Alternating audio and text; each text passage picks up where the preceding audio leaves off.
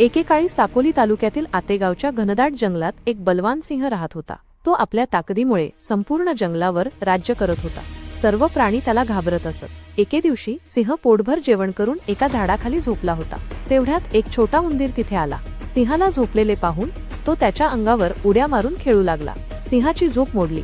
त्याने रागाने उंदराला आपल्या पंजामध्ये पकडले आणि गर्जना करत म्हणाला, तू एवढा लहान असून माझ्यासारख्या राजाला त्रास देतोस? मी तुला आता खाऊन टाकेन। उंदीर घाबरला आणि गयावया करत म्हणाला, महाराज, कृपया मला माफ करा। मी नकळत तुम्हाला त्रास दिला। जर तुम्ही मला सोडले तर मी एक दिवस नक्कीच तुमची मदत करेन। हे ऐकून सिंह मोठ्याने हसला आणि म्हणाला, तू एवढा छोटा उंदीर माझी मदत करणार? हा हा हा, किती विनोदी गोष्ट आहे। पण सिंहाला दया आली आणि त्याने उंदराला सोडून दिले। काही दिवसांनी सिंह जंगलात शिकारीच्या शोधात फिरत होता। तेवढ्यात तो एका शिकाऱ्याने लावलेल्या जाळ्यात अडकला।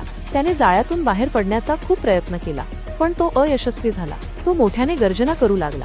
सिंहाचा आवाज ऐकून तोच छोटा उंदीर तिथे पोहोचला। त्याने पाहिले की सिंह जाळ्यात अडकला आहे। उंदराने आपल्या तीक्ष्ण दातांनी जाळे कुरतडायला सुरुवात केली। हळूहळू त्याने संपूर्ण जाळे कापले आणि सिंहाला मुक्त केले। सिंहाने लाजिरवाण्या स्वरात उंदराला म्हटले, मी तुला लहान आणि कमजोर समजून तुझी खिल्ली उडवली, पण आज तू माझा जीव वाचवलास। आता मला समजले की कोणाच्याही ताकदीचा गर्व करू नये।